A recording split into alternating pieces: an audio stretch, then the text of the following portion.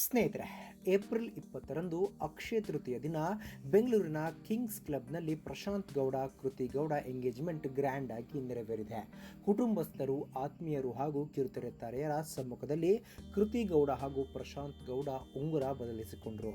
ಈ ವೇಳೆ ಕೃತಿ ಗೌಡ ಭಾವುಕರಾಗಿ ಕಣ್ಣೀರು ಸುರಿಸಿದರು.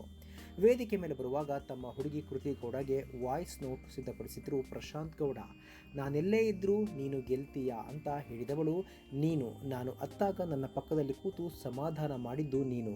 ಮೌನವಾಗಿದ್ದರೂ ನನ್ನನ್ನು ಅರ್ಥ ಮಾಡಿಕೊಂಡವಳು ನೀನು. ನನ್ನ ಫ್ರೆಂಡ್ಸ್ಗೆಲ್ಲ ನೀನು ನನ್ನ ಗರ್ಲ್ ಫ್ರೆಂಡ್ ಅಂದರೆ ಅವರು ಸುಮ್ಮನೆ ಅಂದುಕೊಂಡಿದ್ರು. ನೀನು ನನ್ನ ಜೀವನನ ಸಾರ್ಥಕ ಮಾಡಿದ್ದೀಯಾ. ನೀನು ನನ್ನ ಜೀವನಕ್ಕೆ ಬಂದ ಮೇಲೆ ಎಲ್ಲವೂ ಸುಂದರವಾಗಿದೆ. ಲವ್ ಯು ಕೃತಿ ಎಂದು ವಾಯ್ಸ್ ನೋಟ್ನಲ್ಲಿ ಪ್ರಶಾಂತ್ ಗೌಡ ಹೇಳಿದರು. ಇದನ್ನೆಲ್ಲ ಕೇಳಿಸಿಕೊಂಡು ಕೃತಿ ಗೌಡ ಎಮೋಷನಲ್ ಆಗಿಬಿಟ್ರು. ಪ್ರಶಾಂತ್ ಗೌಡ ಅವರನ್ನು ಅಪ್ಪಿಕೊಂಡು ಕಣ್ಣೀರಿಟ್ರು. ಇನ್ನು ಎಂಗೇಜ್ಮೆಂಟಲ್ಲಿ ದೊಡ್ಡ ಎಡವಟ್ಟೊಂದಾಗಿದೆ.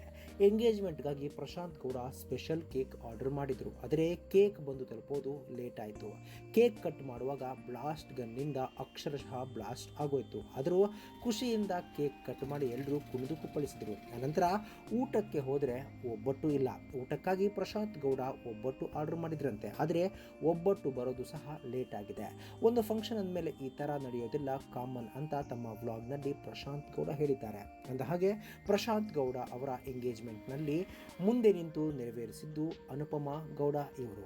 ಸ್ನೇಹಿತರೆ, ನೀವು ಕೂಡ ಪ್ರಶಾಂತ್ ಗೌಡ ಅವರ ಎಂಗೇಜ್ಮೆಂಟ್ನ ವಿಡಿಯೋನ ನೋಡಿದ್ದೀರಾ? ಇದರ ಬಗ್ಗೆ ನಿಮ್ಮ ಅನಿಸಿಕೆ ತಪ್ಪದೆ ಕಾಮೆಂಟ್ ಬಾಕ್ಸ್ನಲ್ಲಿ ತಿಳಿಸಿ. ಸ್ನೇಹಿತರೆ, ವಿಡಿಯೋ ಇಷ್ಟ ಆಗಿದ್ರೆ ಲೈಕ್ ಮಾಡಿ, ಶೇರ್ ಮಾಡಿ, ಚಾನಲ್ನ ಸಬ್ಸ್ಕ್ರೈಬ್ ಮಾಡಿ, ಹಾಗೆ ಬೆಲ್ ಐಕನ್ನ ಕ್ಲಿಕ್ ಮಾಡಿದರೆ ಹೊಸ ವಿಡಿಯೋನ ನೀವು ಮಿಸ್ ಮಾಡೋದೇ ಇಲ್ಲ.